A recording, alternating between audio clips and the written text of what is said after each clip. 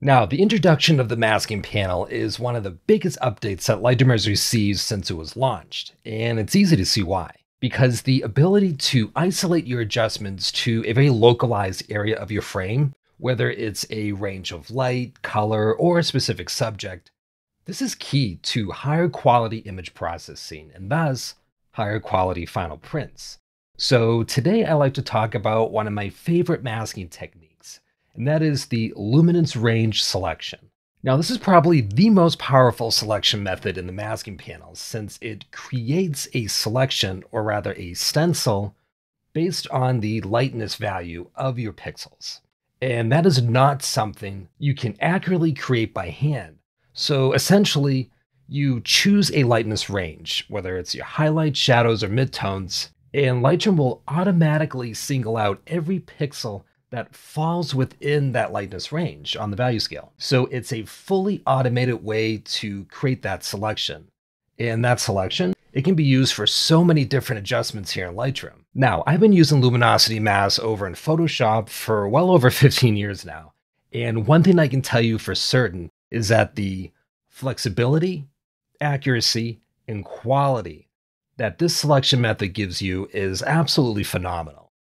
When you can restrict your adjustment to a certain lightness value. Now, this is something that you will be using often, probably on every photograph that you mask, because pretty much any adjustment can benefit from this. So let's jump over to the color wheel here on the desktop so we can take a closer look at how all of this works. So let's go ahead and take this color image, which also has a color wheel and a color value scale, so you can better visualize which group of pixels are actually being selected. And we're going to create a luminance selection by either clicking on range and select luminance range, or we can use the keyboard shortcut Shift+Q.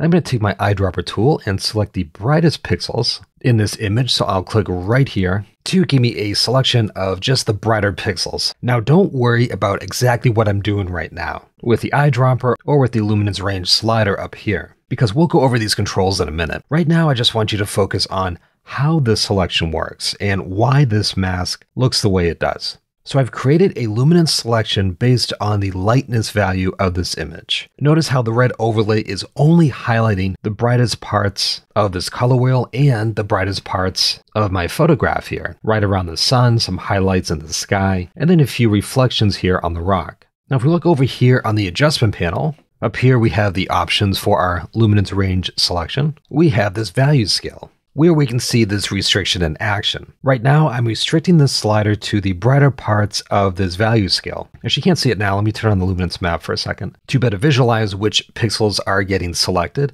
because when you're working with a color photograph, it can be very difficult to make out that red overlay. So here we can see the value scale going from pure black to pure white, and the range that is being selected that's highlighted in red, those are my brightest highlights. So these two triangles here, they act as brackets or bookends that surround the range of lightness that you want selected. So you can see how they're surrounding the brighter pixels, but they are excluding the midtones and the shadows, and this is reflected on the image itself. Notice how the midtones and the shadows of the color wheel and the image are not highlighted in red, meaning that they are not selected. So the brighter pixels are selected very strongly, and as the pixels become darker, so does the selection strength. We can see that it slowly starts to taper off a little bit as we reach those midtones. Actually, let's feather this out a little bit so you can see how this tapers off.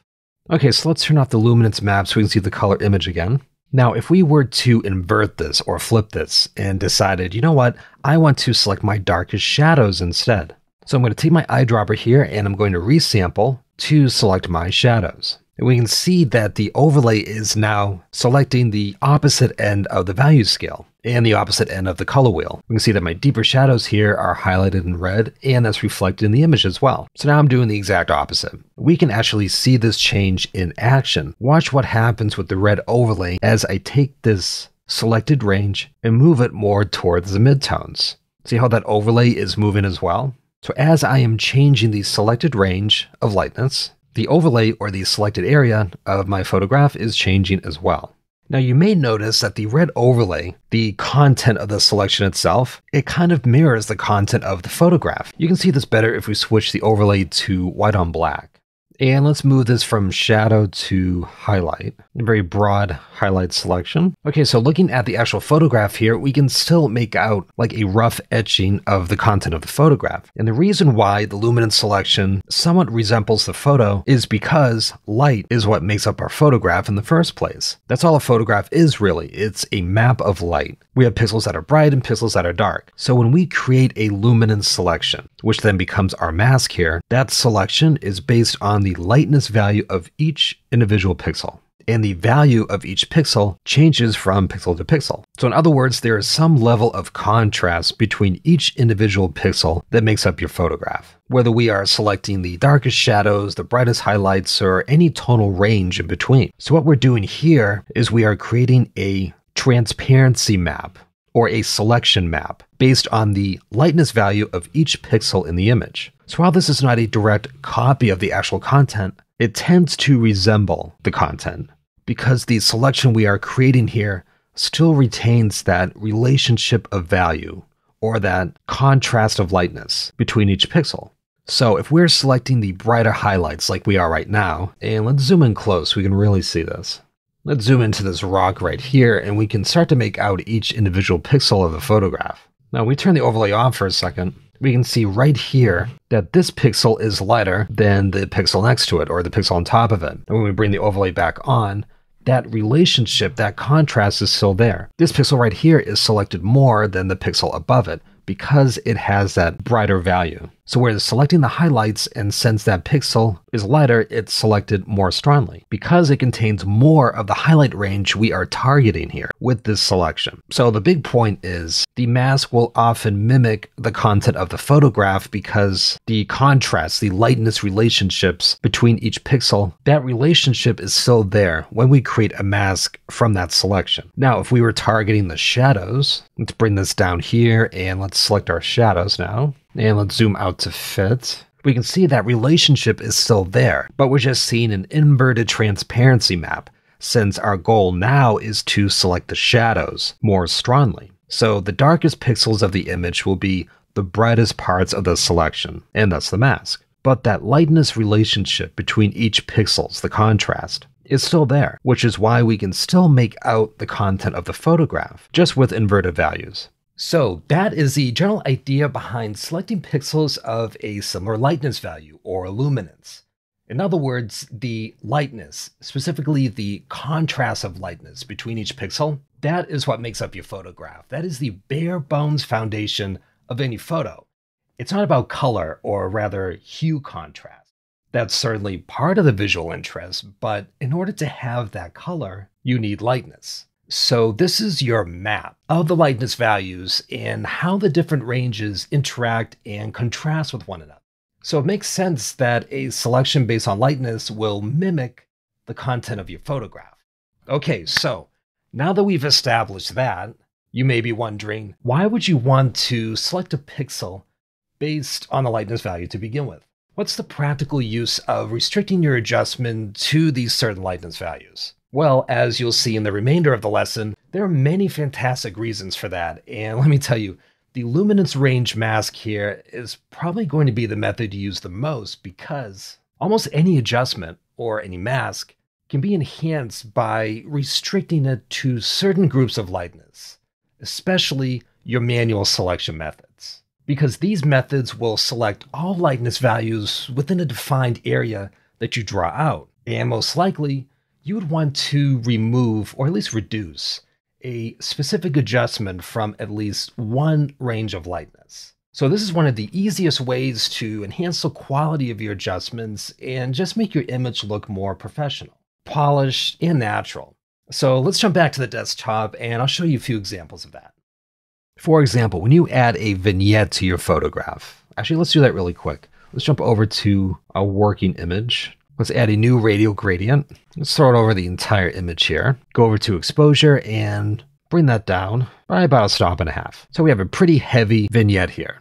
Now you typically don't want this darkening effect to be applied to your brighter highlights, at least not to the same degree, because that will muddy up the contrast and make the edges of your photograph look flat and a bit distracting. We can see here down in the bottom right hand corner, just looks like you painted black, which is essentially what we did here. So the highlights look pretty muddy. The general guideline here is that you don't dodge a deep shadow and you don't burn a bright highlight. Once they've been fully recovered, of course, if they have been clipped. So what I can do here is add a subtraction selection with my luminance range. I could use the eyedropper here to click on a highlight, so let's do that and see what happens.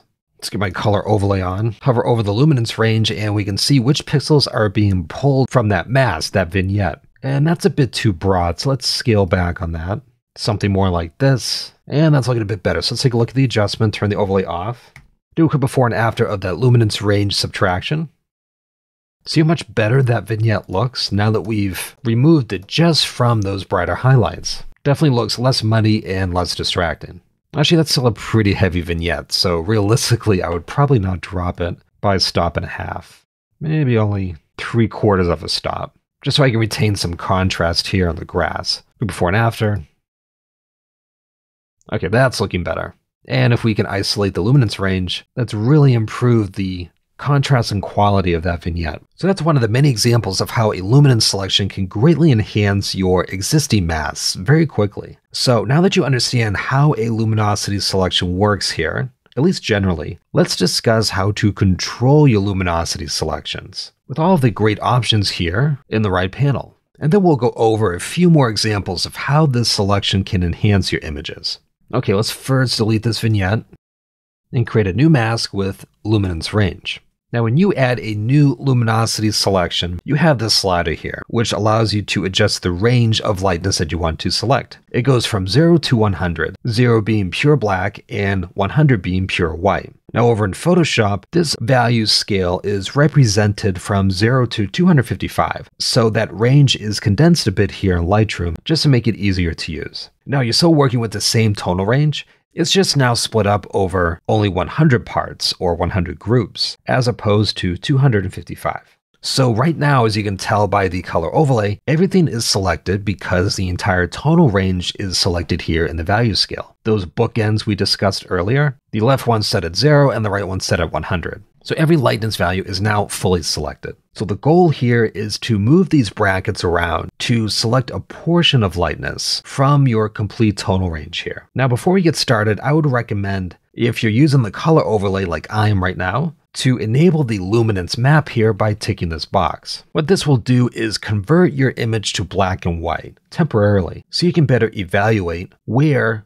on the value scale that pixel is. And the red overlay here will highlight whether that is selected or not. Because when you're working with a color photograph and you're trying to select a luminance range, it can be more difficult to visually evaluate how bright a pixel actually is, because color has its own lightness value. For example, if we jump back to this example image and take a look at our mask here for the shadows, we can see that the range of blues and purples that are selected is wider than the yellows, oranges, and greens. And that is because blues have a darker lightness values than yellows at the same saturation level. So this value here, going from the brightest highlights to the darkest shadows, each color you see, each row of color is set at a specific saturation level. However, the lightness level will somewhat depend on the color or the hue of that pixel. So in other words, you may think that a very bright yellow is in the highlight range when it's actually more of a midtone. Or as we can see here, you may think that a blue is pretty dark and in the shadows when actually it could be more towards a midtone. So the point is, when you use a luminance map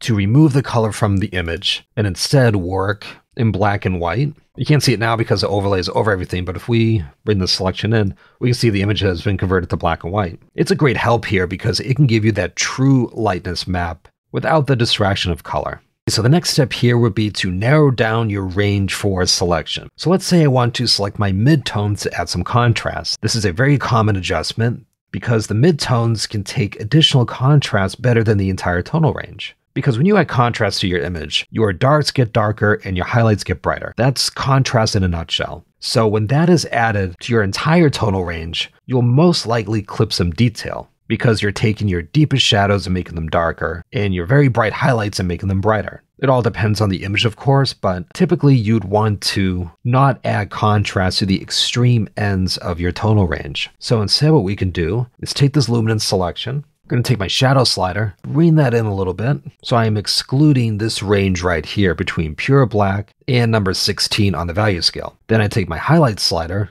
and bring that in towards the midtones. So I'm excluding pure white to 85 on the value scale. Actually, let's bring that in a little bit more. Instead of 85, let's go down to 80. Okay, so right now, the lightness values that are selected are between 0.16 and 80 on the value scale, meaning that this current selection is targeted towards the midtones. So these brackets, they're only surrounding the tonal range that you want, leaving the tonal range that you don't want part of your selection outside of that. As I mentioned earlier, I like to think of these two triangles as brackets or bookends that you can expand or contract to add or remove values from your selection. Now, this method works best for starting out your selection because it's visual, it's instant, and helps you get the bulk of your work out of the way. However, for fine-tuning the selection, it's best to end with the white on black overlay. Let's go down here, switch to white on black, turn off the transparency map, because here you can get a better evaluation of your feathering, or rather those partial selections that are represented with gray on a white on black mask. So right now there's no feathering, but let's add a little, just so we can see some gray on our selection here. Those show up better on the white on black overlay, as opposed to color. We'll talk more about feathering next, but I just want you to know that the luminance map and the color overlay is not the only way to evaluate your selection. This is much better for fine-tuning once you've finished. Okay, so this is a good place to mention that if you have any questions about the masking panel so far, maybe you have questions on masking layers and selections, or how this panel works exactly, how to use the overlay, or maybe how to best manage your masks and selections, how to organize them, or how to subtract, intersect, invert, or just otherwise combine your selections together to make better masks. There's just so many different and amazing aspects to the masking panel here that just can't be answered in a single video like this. So I actually have an entire course that shows you everything you need to know about masking in Lightroom. And here's the best part, it's 100% free, at least for now. Now I'll put a link below this video and you can follow that to sign up and gain full access to this course. And there are no strings attached whatsoever, it's entirely free. And what's really great about this course is that not only do I show you everything you need to know about the masking panel, I also share some of my best tips and practices for the selection methods themselves. The radial gradient, the linear gradient, the color range, etc. I unpack all of them individually and show you how to best leverage them. And it's just for landscape photography. Now this course has several dozen videos just like this one, which are not posted to the YouTube channel here. So if you'd like to get instant access to this free bonus content, as well as the practice files that I use so you can follow along step by step, just click the link below this video and I'll make sure you're all set up. All right, so let's jump back to the desktop here and continue on with the lesson. Okay, so let me reset my feathering here so we can discuss how that works exactly. Now you may notice here that the luminance range selection, as you see it now, it's really harsh. The edge of this selection, we can see it especially down here with the rock, some of the shadows that have been excluded. The edge of that is very pixelated as we approach the border of pixels that are selected and not selected. For example, let's zoom in close to these pixels down here. Turn the overlay off for a second so we can see the actual image. Okay, so this luminosity mask here is trying to select the midtones. So we turn the overlay on. We can see that the pixels that are not selected, which are highlighted in black, are within the shadow range that has been excluded with this luminosity mask. So looking at the numbers here, pixels with a lightness value between 0 and 16 will not be part of this selection. So since we are looking at the edge of pixels that are selected and not selected, we can probably guess that the pixels in white right here, they probably have a value of 16 or 17.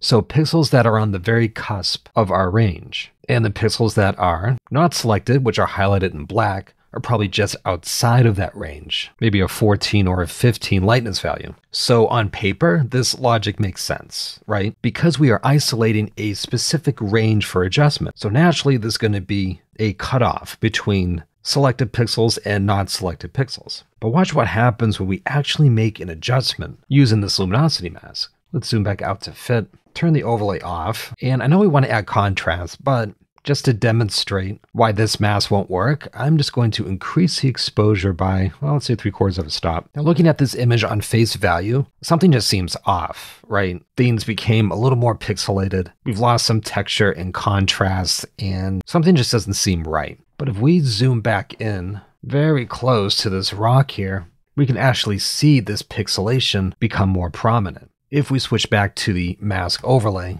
you see how the hardness of this selection affects the adjustment itself. You can literally draw out where this adjustment starts and ends because that luminosity mask is so harsh. And this is because we have no room to smooth out the adjustment over, or smooth out those differences between the selected and not selected areas. Because if we switch back to the overlay, we can see how harsh that transition is, that very sharp cutoff where we have etched out that stencil.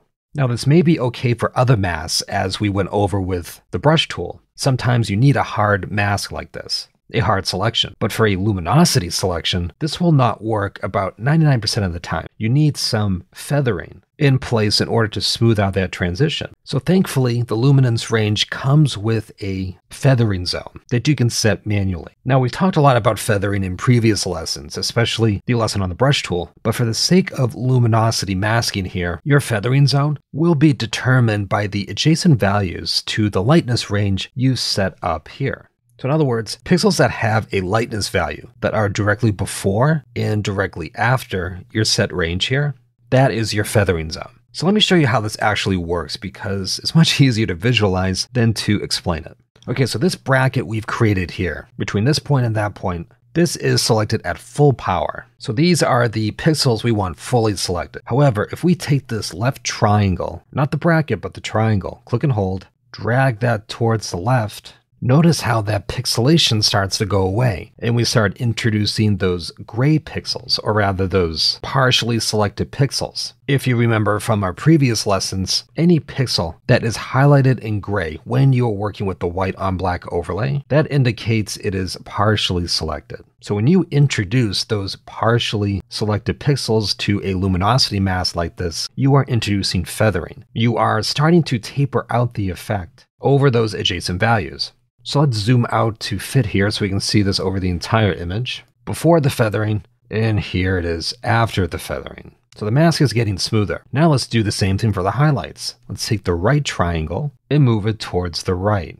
We can see we have some gray selections being introduced in the sky here. So now the selection is being tapered out over the tones between this point and that point for the highlights, and this point and that point for the shadows. So really we're creating three sets of ranges here. Our first range are pixels which are 100% fully selected. So for this mask right here, it's the points between 16 and 80 on the value scale. And then we have a second range, the feathering zone for our shadows, or the left-hand side of the tonal range. And right now that is set between 0 and 16 on the value scale. And our third range is the highlight feathering, which is controlled with the right triangle. And right now, that highlight feathering range is between 80 and 100 on the value scale. So we've added these additional buffer zones to the left and right-hand side of our initial selection, which determines which values you want to feather out this selection over. So let's turn the overlay off and see how this looks on the actual image. Let's do a quick before and after.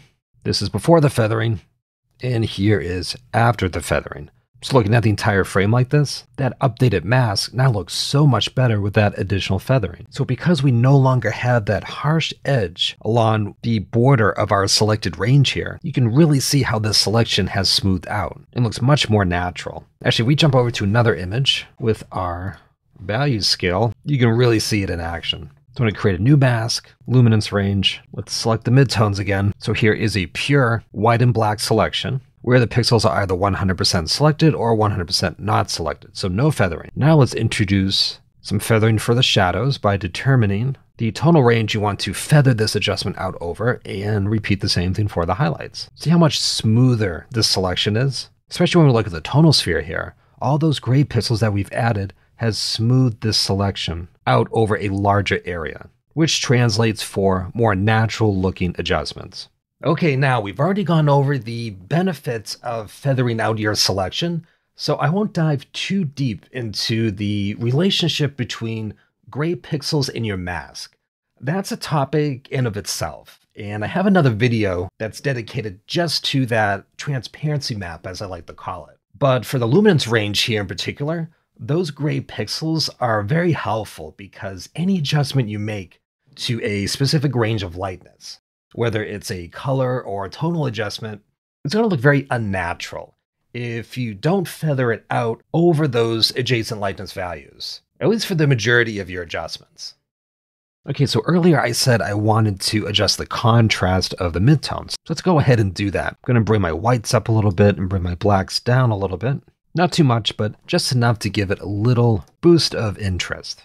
Concentrated over the midtones. Now at this point you may be thinking that since we've now expanded the range of tones that this added contrast boost is over, and I'm now including my deepest shadows and my brightest highlights, you may be thinking that I've now clipped my detail. We're pushing those pixels more towards the edge of the histogram, which is something I did not want to do initially. And yes, this is true. Actually, let me expand the feathering to go from pure black to pure white. So looking at the luminance selection here, yes, this is true because pixels between 0 and 27 and 70 and 100 now have some added contrast. But remember, this is a scaled adjustment. The added contrast is barely noticeable right next to the triangle here. These selected pixels right around 0 probably only have about 5% of the power of this adjustment, so it's barely noticeable. And then it slowly ramps up or increases in power as it approaches this left bracket here, where everything within this range, within the two brackets, is fully selected, so it has 100% of the adjustment.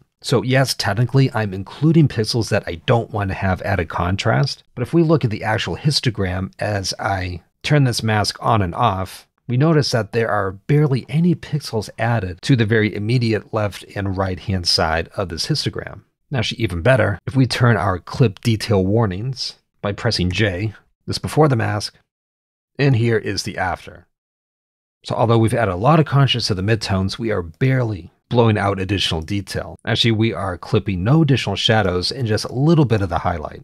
So using this, I can maybe scale back and exclude a couple points here from the selection entirely, and that's looking a little bit better. So the point is, don't worry too much about that because the amount of the adjustment on those border pixels, where those triangles are, is going to be so light.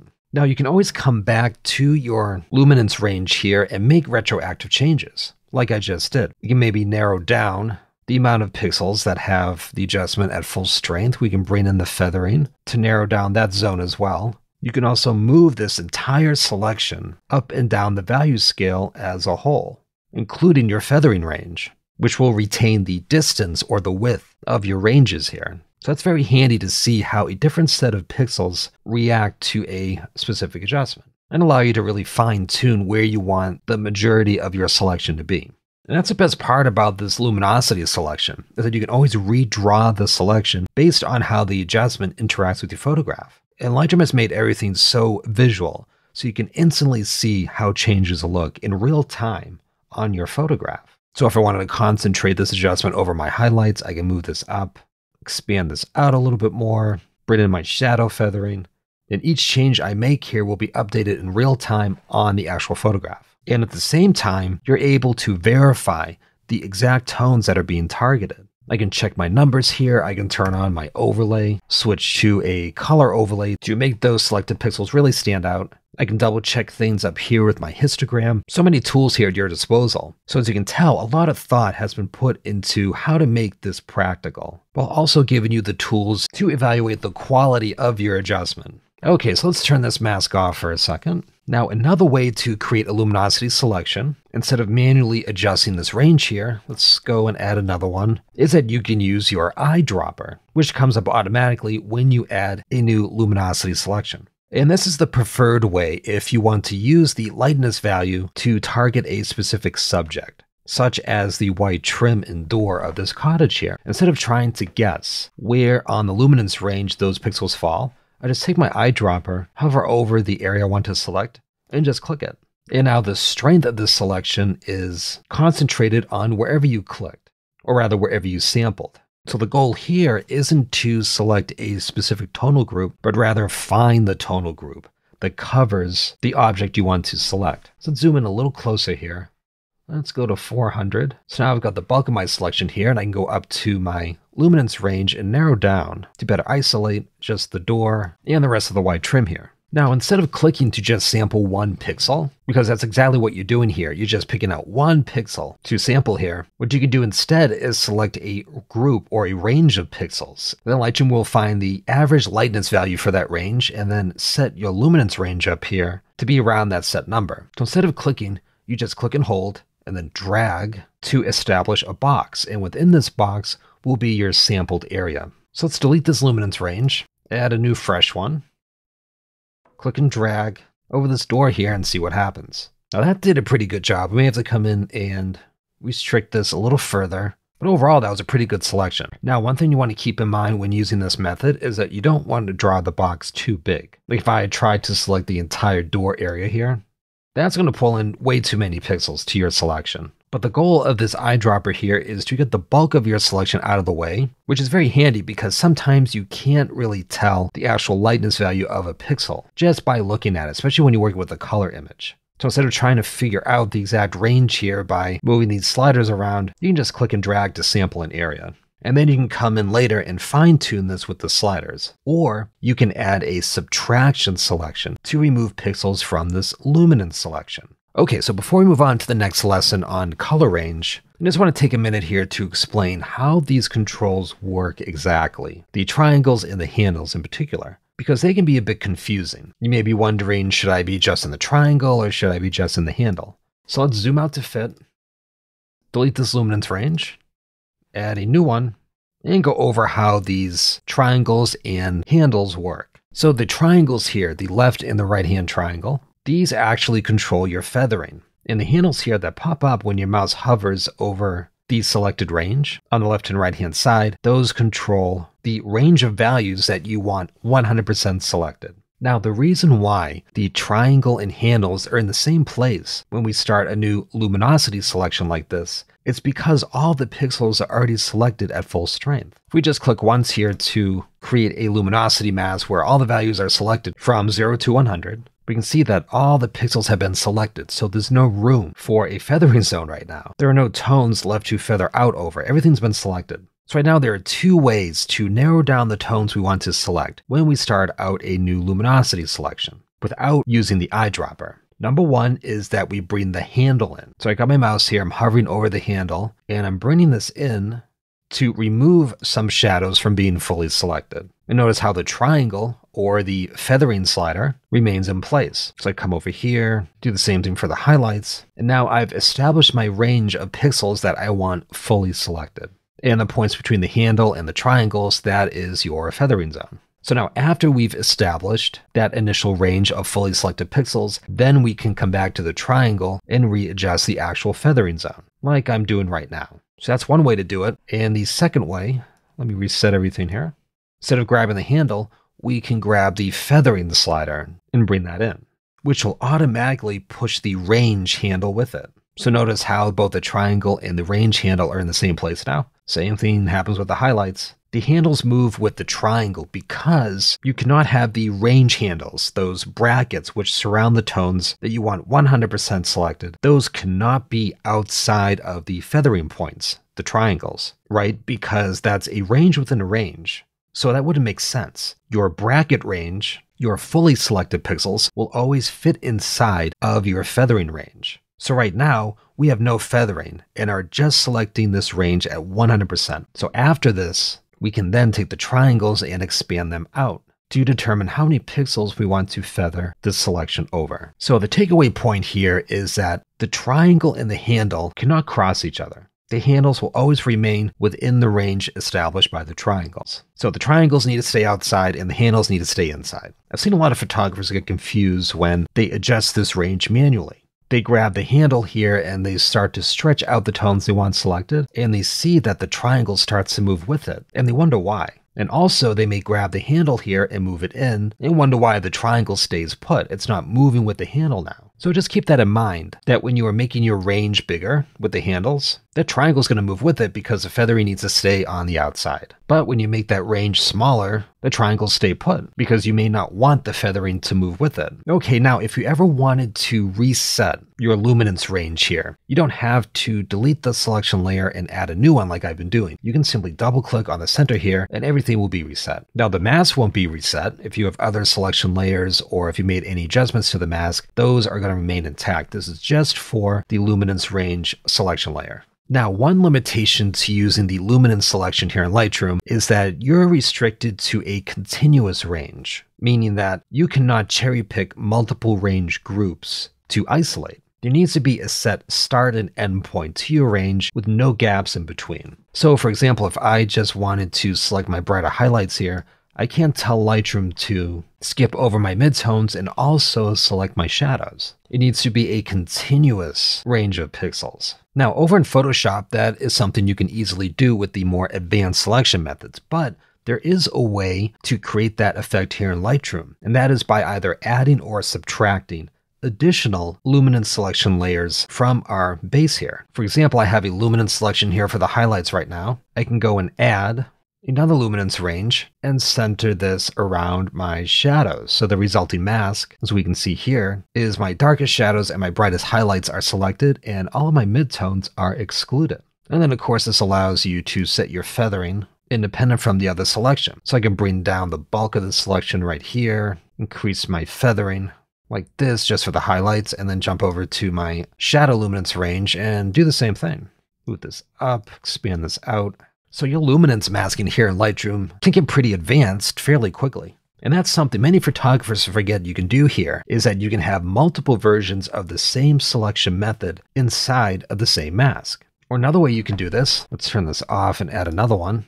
I can adjust this to select just my midtones, like so, and then feather it out, and just come up here and invert it. And I'm basically doing the same thing. I'm now excluding my midtones, like this, and selecting my deeper shadows and my brighter highlights. So there are many ways to create the exact selection you want by using multiple selection layers and controlling how they interact with one another. Now, one important aspect of the luminance range selection, and this is very important, is that the pixels that Lightroom selects or isolates for your chosen lightness range, that will be based off the original raw file, or whatever file you originally imported into the Lightroom catalog, that source file, before any adjustments are made.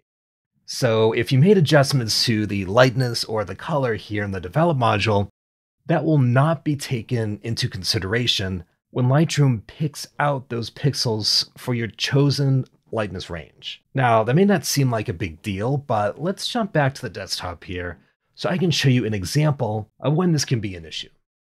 Let's turn this mask off. Let's create a new luminance range and let's focus on our brightest highlights. Now looking at the image here, we have the entire sky selected, but when we turn the overlay off, a lot of the pixels in the sky here we can tell right away are not brighter highlights. Like these deep blues right here, they're more in the mid-tone range, not in the highlight range. So why are these being selected? That is because the luminance range, it does not take your additional adjustments to the lightness values into consideration when you are creating the selection. And that can be a good thing or a bad thing, depending on the type of mask you want to create here. So looking at the adjusted photograph here, although we have some pixels in the sky that are pretty dark, if we look at the original raw file, which is what this luminance range selection is based off of, this sky is pretty much blown out. So that's why the entire sky is being selected here, because based on the original raw file, all of these pixels are within this range, between 82 and 100 on the value scale. Same thing goes for the shadows here. Let's turn on the overlay,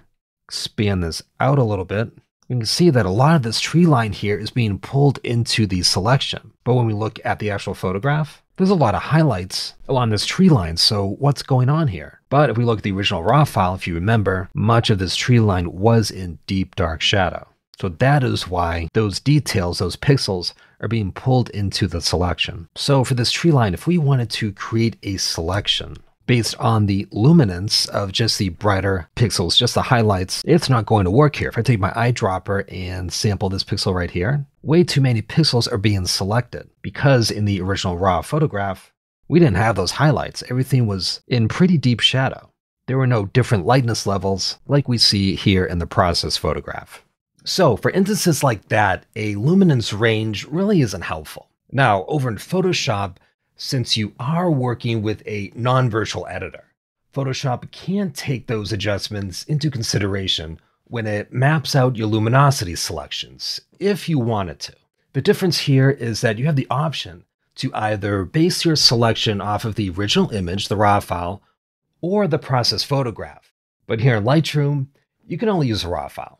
So just keep that in mind as you are creating your luminance selections, because sometimes the results may not be what you expect.